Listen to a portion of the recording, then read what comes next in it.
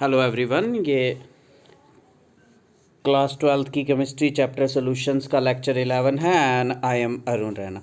इस लेक्चर में हम पढ़ेंगे vapour pressure of a liquid. तो सबसे पहले देखो, vapour pressure of a liquid नाम से ही पता चल रहा है आपको। ये क्या होता है?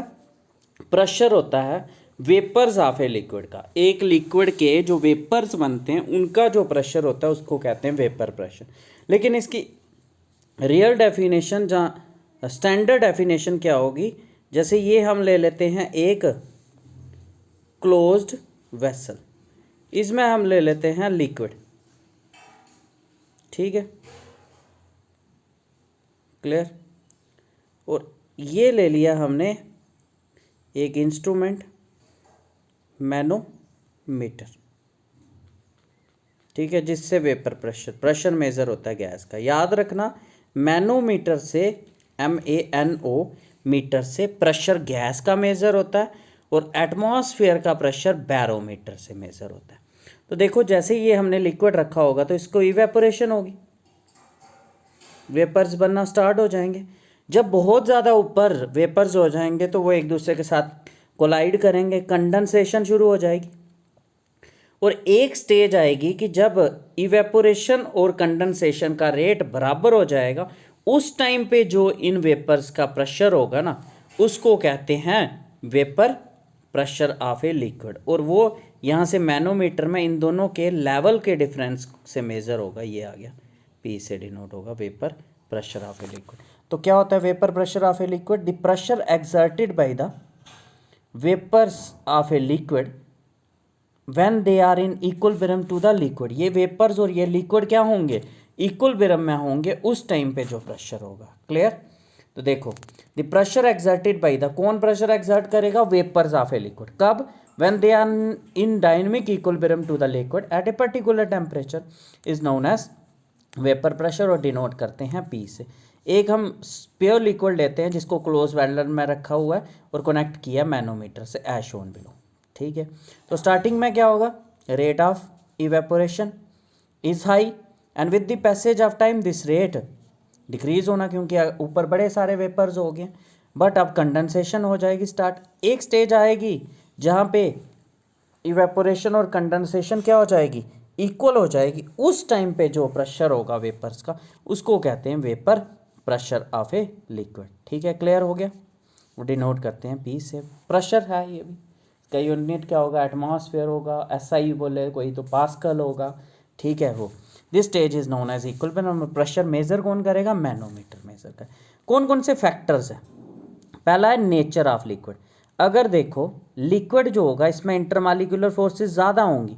अगर इंटरमॉलिक्यूलर फोर्सेस ज़्यादा होंगी, ठीक है, इंटरमॉलिक्यूलर फोर्सेस ज़्यादा होंगी तो मॉलिक्यूल एक दूसरे को पकड़ के रखेंगे, उड़ने नहीं देंगे। इवेपोरेशन क्या होगी? कम होगी। इवेपोरेशन कम होगी तो वेपर्स कम बनेंगे, वेपर प्रेशर भी कम होगा। क्लियर?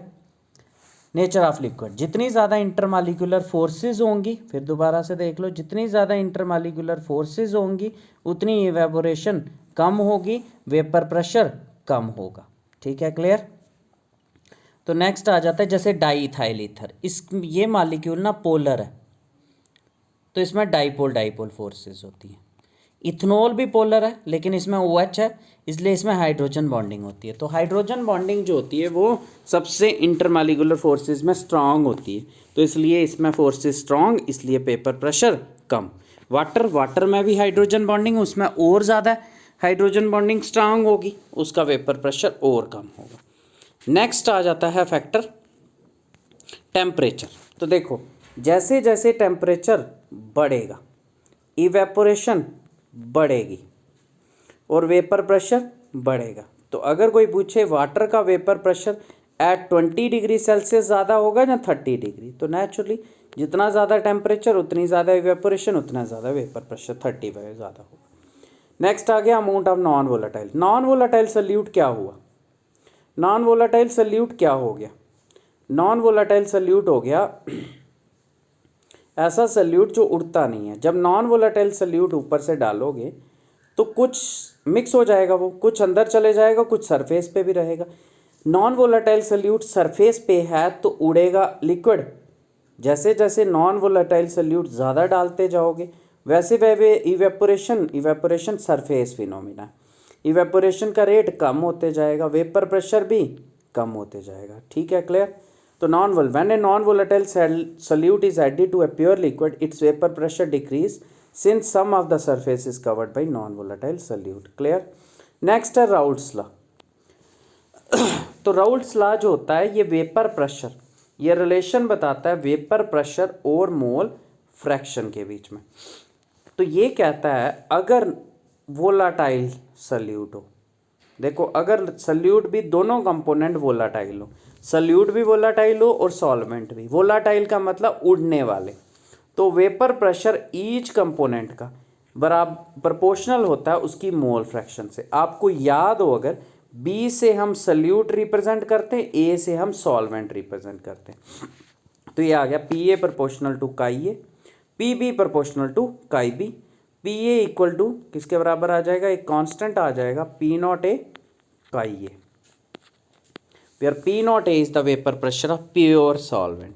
तो ये था अगर वोलाटाइल हो, vapour pressure of each component is directly proportional to its mole fraction, P B equal to P not B chi B.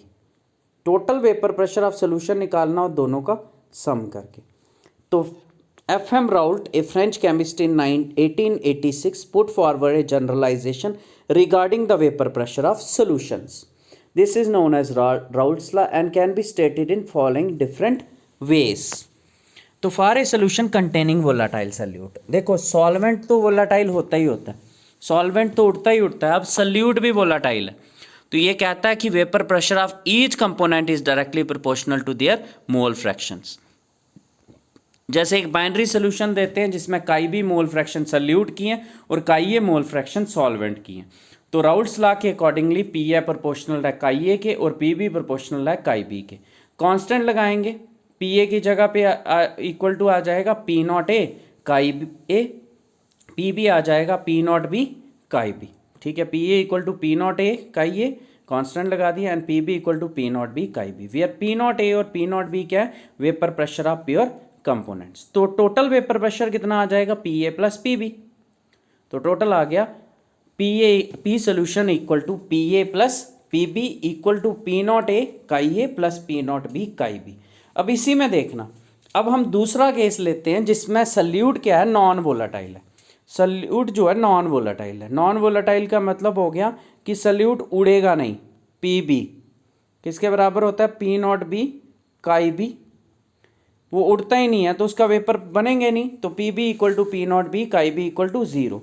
तो देख लो इसको हम कंपेयर कर सकते हैं, P solution equal to P not A chi A, क्योंकि P not B chi B zero हो गया अगर सल्यूट नॉन वोलाटाइल होगा। तो पी सोल्यूशन किसके बराबर आ जाएगा, P not A chi A, मतलब P solution is directly proportional to chi A. तो क्या स्टेटमेंट बनेगी, vapour pressure of solution P solution is directly proportional to mole fraction of solvent chi A है। तो ये आ गया for a solution containing non volatile solute, P B equal to P not B chi B equal to कितना, zero. Use किया इसको first में, we get P solution equal to P not A chi A, P solution equal to chi A proportional to chi A, मतलब vapour pressure of solution is directly proportional to mole fraction of solvent. Clear. Also in this case from first से अब हमें ये भी पता है P A is proportional to P A is equal to P A equal to P A equal to P not A chi A. ठीक है, clear. और आपको ये भी पता है काई ए प्लस काई बी कितना होता है, 1 के बराबर होता है। Sum of mole fractions is always equal to unity. Chi A किसके बराबर आ जाएगा, 1 माइनस काई बी। तो P A equal to P not A chi A, और काई ए किसके बराबर, 1 माइनस काई बी। तो क्या आ जाएगा, P A equal to P not A, आगे आना है काई ए की जगह पर है 1 minus chi B.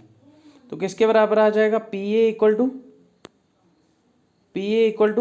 P not A, ये कुछ नहीं है, P not A minus P not A chi B. ठीक है, P A equal to P not A 1 minus chi B, P A equal to P not A minus P not A chi B. तो यहाँ से आगे हम करते हैं, ये वाली पी ए वाली टर्म जो है ये इस साइड शिफ्ट कर रहे हैं, तो P not A minus P A equal to ये इस साइड चलेगा P not A chi B. तो ये P not A minus P ए क्या हुआ, पी नॉट ए हो गया vapour pressure of pure solvent और पी ए हो गया vapour pressure of solvent containing non volatile solute. इसको बोलेंगे लोअरिंग इन वेपर प्रेशर। इसको डिवाइड कर देंगे P not A minus P A.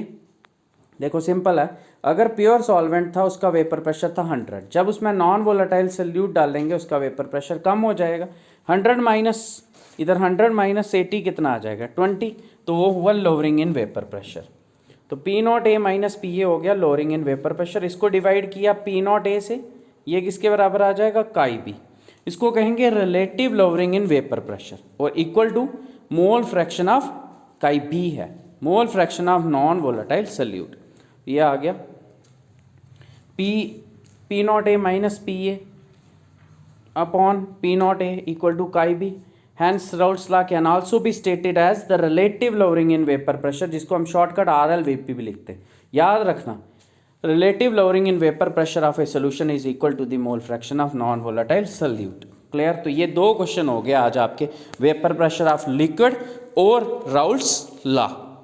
Next discussion में एक क्वेश्चन करते हैं न्यूमेरिकल हम। Calculate the molality of sulphuric acid solution in which the mole fraction of water is 0.85। तो सल्फ्यूरिक एसिड की आपको मोलैलिटी निकालनी है। मोलैलिटी का फार्मूला क्या होता है, number of moles of solute upon mass of solvent into, अगर ग्राम है तो इनटू 1000। तो मोल फ्रैक्शन ऑफ वाटर दी है 0.85। आपको पता है वाटर है इसमें और सल्फ्यूरिक एसिड है। अगर वाटर की मोल फ्रैक्शन 0.85 है तो सल्फ्यूरिक की कितनी होगी 1 minus 0.8। Clear. Mole fraction water की 0.85, मोल fraction of H2SO4 in the solution 1 minus 0.85 0.15। अब हम क्या करते हैं, वाटर को लेट करते हैं कि मास वाटर का 1 kg है। 1 kg मतलब 1000 ग्राम है। Suppose mass of water equal to 1 kg equal to 1000 gram. Number of moles of water निकाल लेते हैं। क्या बराबर होता है formula, mass upon molar mass. 1000 को डिवाइड किया 18 ग्राम से, 1000 को डिवाइड किया 18 ग्राम से, आ गया 55.55 by mole fraction of A component. Formula लगाते हैं, क्या फार्मूला आएगा, ये यहाँ पे अगर आपको नहीं दिख रहा है तो क्या फार्मूला होता है मोल फ्रैक्शन का, अगर आपको याद भी होगा। मोल फ्रैक्शन का क्या फार्मूला होता है, काई ऑफ H2SO4 निकालना है। तो number of moles of H2SO4 upon number of moles of H2SO4 plus number of moles of water. यहाँ पे number of moles of water आपको पता है, number of moles of H2SO4 0.15 है upon number of moles of H2SO4 plus number of moles of H2O किसके बराबर mole fraction 0.15। Water के भी पता है 55.55। अब इसको इधर ले जाओगे, number of moles of H2SO4 किसके बराबर 0.15 into number of moles of H2SO4 into 55 न। अब इसको सॉल्व किया, नंबर ऑफ मोल्स इसको मल्टीप्लाई किया, इसको 0.15 को इस साइड ले लिया, 0.85 आ गया। Number of moles of H2SO4 8.3325 upon 0.85, ये आ गया 9.8। 9.8 नंबर ऑफ मोल्स आ गए। मास ऑफ सॉल्वेंट, सॉल्वेंट कौन है इधर वाटर, वाटर का हमने मास लिया हुआ है कितना 1000 ग्राम या 1 kg, कैंसिल हो गया ये, तो यही निकल गया 9.8 मोलर। तो कैसे किया हमने स्टार्टिंग से देखते हैं। हमें एक की मोल फ्रैक्शन पता थी, हमने जो सॉल्वेंट नीचे डिनोमिनेटर में चाहिए होता है उसको कितना रख दिया 1000, ठीक है, उसको 1000 रख दिया, उसके नंबर ऑफ मोल्स निकाल दिए, फिर सॉल्व करके दूसरे के नंबर ऑफ मोल्स निकाले, वही होगा मोलैलिटी। क्लियर। तो नेक्स्ट आपको करना है टेस्ट नंबर 6। ये what do you mean by solubility of solid in a liquid, explain the various factors affecting it. बिना नोट्स देखे हुए ये आपको लिखना है और मुझे मैसेज करना है।